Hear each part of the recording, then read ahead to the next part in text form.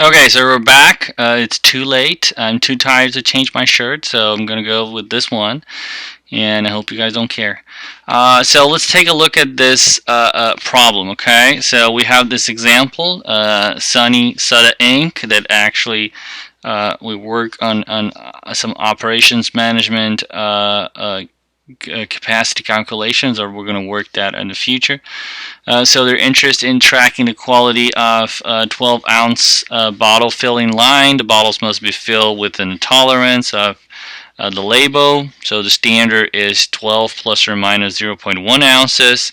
We collected data for 500 bottles and found an average of 12.0095 and a standard deviation of 0.05667. We need to calculate what we call the Six Sigma metrics. Okay, so now we're going to go in depth on the Six Sigma metrics. What are the expected level of defects? And that's what we talked in the last two videos.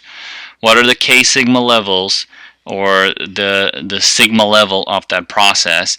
And what is the DPMO, the defects per million opportunities? Okay, aren't you guys excited? We're getting to the Six Sigma metrics, and we're studying Six Sigma, so this is cool.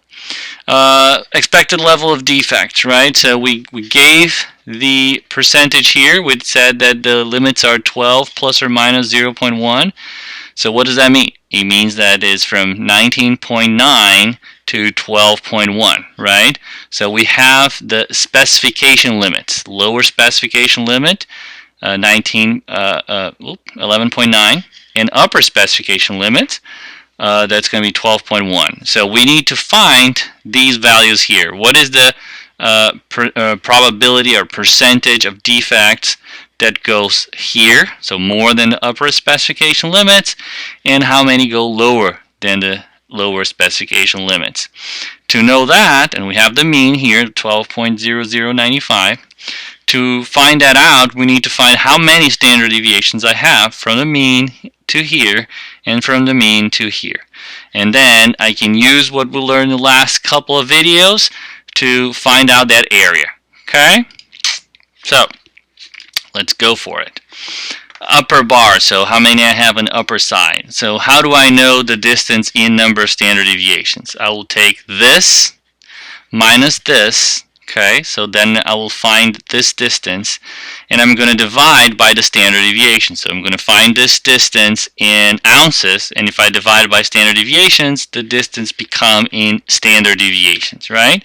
So that's what I did here. 12.1, which is the upper, minus x bar, right, which is the mean, divided by a standard deviation. That's how many standard deviations there are between the mean and the upper specification limits. Okay?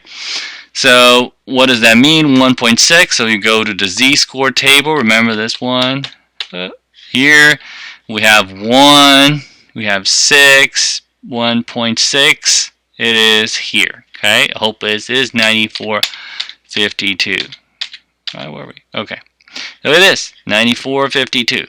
So I can use the norm dist as well if I want to. I think the look at the table is better. Or quicker. The probability here is 1 minus that, so it's 5.48% or 0.0548. Okay, so we found this area here. We need to find this area and add it. Okay, how do I find that other area? So it's going to be the x bar minus the lower specification limit.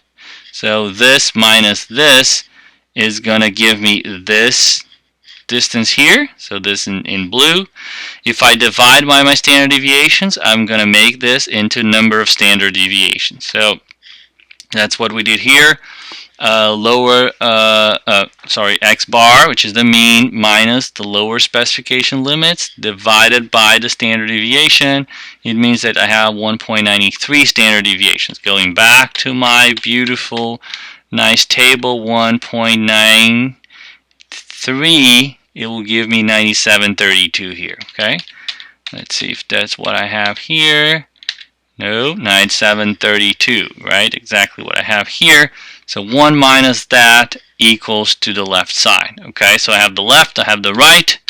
I just add them both, and I have the total, right? So that's what we just calculated, right? We know that 12.95 is in the middle. 1.6 standard deviations is where 112.1 is located, and 1.9 is where 11.9 is located. I have 5% this side, 2.68 on this side. Add them up, I have 8.16%. Okay, so that's my expected number of defects. Cool, right? Now let's take a look at K sigma 11 in our next video.